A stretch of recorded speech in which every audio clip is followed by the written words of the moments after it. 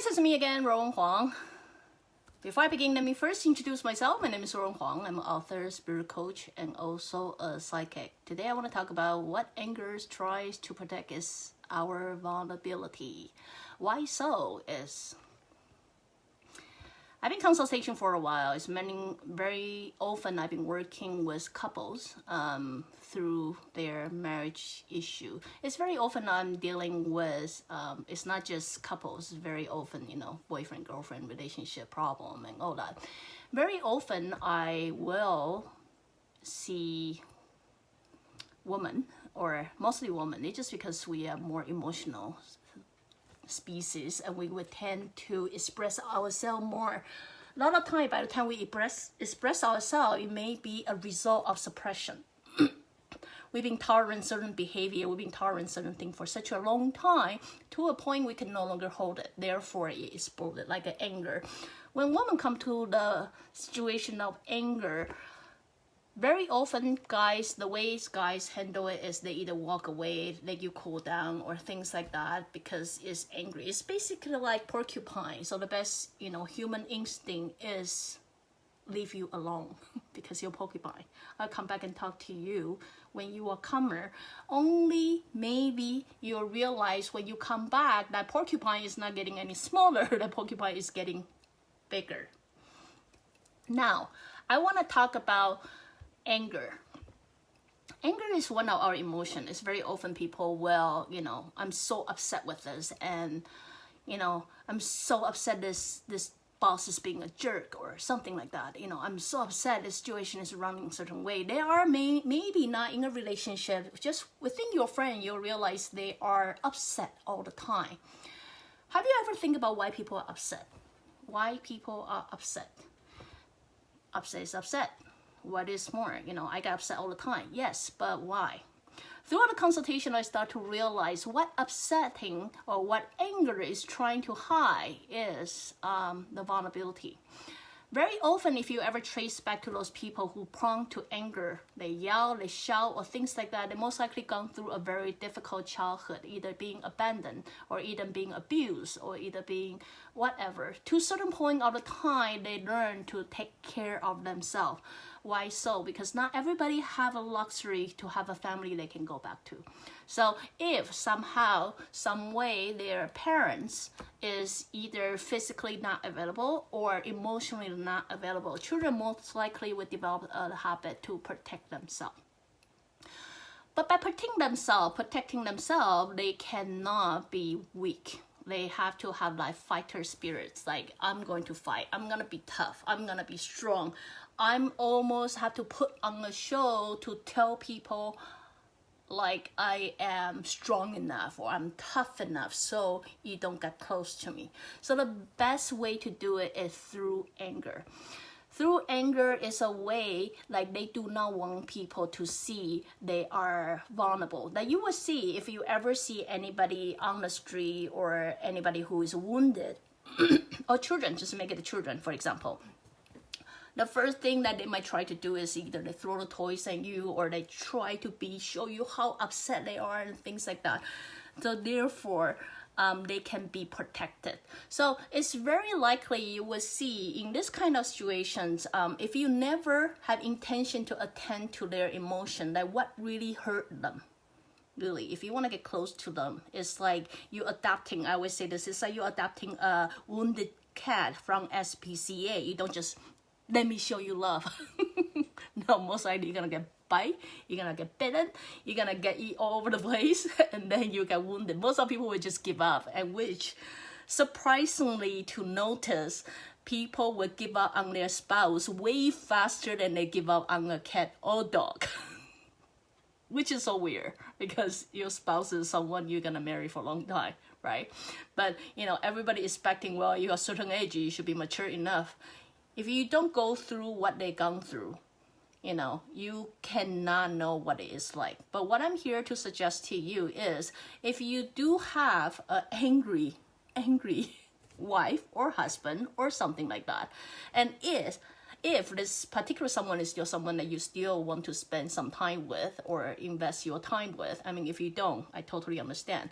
But if it is still somebody like you are emotionally deeply involved with, first understand what vulnerability they are trying to hide. They obviously try to protect something. They don't want people to know they are weak. They don't want people to know they are incapable. They don't want people to know like they cannot be so. So what you try to do is not to be always in their face and say, tell me, just tell me. If you don't say, how would I know? If you don't express yourself, how would I know? That doesn't really get them to want to release themselves to you. It's not a way to teach them how to trust you. You really have to see them like a wounded kitten, you know. I'm gonna bite you because that's how we protect our life. We protect ourselves to a point we don't even know if people truly love us or not. We even carry a false accused code. You are truly love me if you're willing to get bitten by me. I know, it's totally wrong, but you cannot help because that's just how they were raised, just because, you know, they have to fight for themselves most of their life. You may or you may not, I don't know, but you know, maybe you have a luxury to have one other parent who happen to be there for you all the time. Trust me, one is enough. You know, you would be better than those people who have none. If one of those kids along the way, they grow this belief of I have to fence for myself, I have to fight for myself, I have to do everything for myself, very likely anger is not the only thing. People sometimes check out too. They check out, they emotionally check out. They are there, but they emotionally check out because that's their way of protecting themselves. But today, what I particularly want to talk about is anger. If you're dealing with people who have anger and then you do not know how to get close to them or things like that, first, giving each other space is important. You need to let space, you need to give each other some space so that anger can kind of evaporate.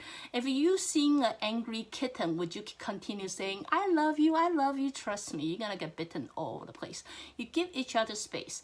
Then you slowly overhand, slowly, not right away, okay? You give each other trust, like anything I can do for you. Is anything you want to punch me? Sure. I mean, anything I can do to demonstrate it that I'm trustworthy.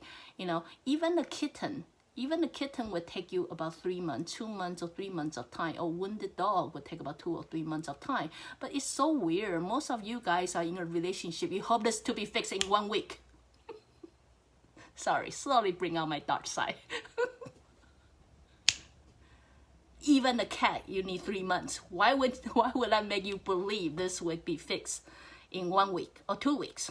It's a human. God's sake.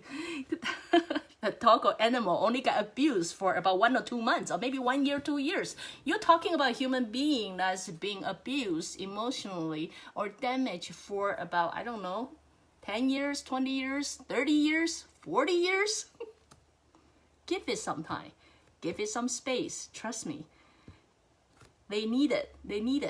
Because anger needs to be evaporating. If the anger doesn't release, they are not able to see what is the sorrow or what's the vulnerability they were trying to hold on to, or what it is that they're trying to protect, right? The only time the people are able to lift up their guard is when they know all the harm are away from them. Does that make sense to you? So especially in a relationship, if you are like particularly someone who create the damage, who create the hurt, who create the harm, you need to back up to a point that the person know you really get it. You are not going to hurt her anymore. So not going to hurt him, not going to hurt her. So you have to first find a way to let those anger slowly release. Then you are able to deal with what's a vulnerability inside.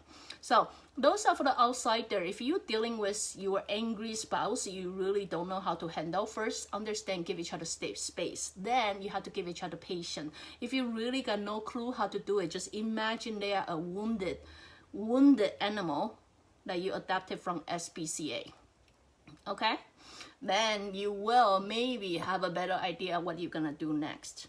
And identify yourself. Are you the person who caused the harm? Are you the person who caused the hurt? If it's so, then space is very important. Now, back to those people who tend to use anger to express yourself. Get it. You know, I was in your shoes. I totally get it. Like, I understand. But, you know, I used to believe angry is angry. I used to believe this is a way of being. This is a way of living. This is the only way I know. When we were in angry mode, we tend to push the loved one away. I know you didn't mean to, but you're really angry. You're really angry with them. If this is the time you need some space for yourself, it's your job. Understand, it's your job to make it clear what kind of space that you need. But it's also your job to understand what vulnerability you were trying to protect using anger. Because if you never bring yourself to confront the weak point in your own body, you will always carry this burden in you and feel like you need to fight at all time. Honestly, I don't know. I've been there. I would assume you do too. It's very energy draining. It's just so tiring. I mean, you've gone through a very tough childhood. You've gone through the tough life to come to this point. And I believe deep down you're seeking for love. Deep down you're seeking for someone to cherish you and to be there for you. But if you always allow your anger to have a right over you, so you don't have to confront your own emotion, you are not even able to speak what it is that you needed. Because, you know, when we're upset, all we try to do is try to hurt someone so they can feel how much pain they create in us. Honestly, the reason I know, because I was there. We want them to have a good taste of the pain they create in us. When the energy comes back, it only hurt us more. At the end of the day, we truly believe no one will ever be there for us because we scare everybody off. We push everybody away. We use this so guarded anger to kill everyone, and then at the end, we realize we are all alone by ourselves. If you do want love, you do crave to meet that right one in the future, I'm here, highly recommend you. Let out all your anger. Let it out. Say it out. Even though you will hurt someone or something like that, you know what? Speak it all out. Because only when it's all out of your body, you're able to find that vulnerable you that you were trying to protect the whole time. You're able to spend time with them. You're able to heal them. You're able to be with them. Then you're able to honestly look at them in the eyes and say, what can I do for you? What do you need? I'm going to say it for you. I'm going to do that for you. You're able to take care of that child. And only when you are able to take care of that child, you will surprisingly realize you no longer have to be angry anymore. So anyway, in this very particular episode, I just want to share with you guys, everybody wants love in the end, right? If this is something that you want, happiness, freedom, whatever that is, you know, free yourself first. If you want to trap yourself in this jail of anger and constantly pushing everybody away from you, you ain't gonna find one. Because that lonely cell in you is already believing nobody loves him, nobody loves her. So, for your reference, if you like what I'm doing, you can always join me live on Facebook or go to subscribe my YouTube channel or my website, ruowen.com. You can also join me on Patreon and we can have chat once in a month. So anyway, till next time. Bye now.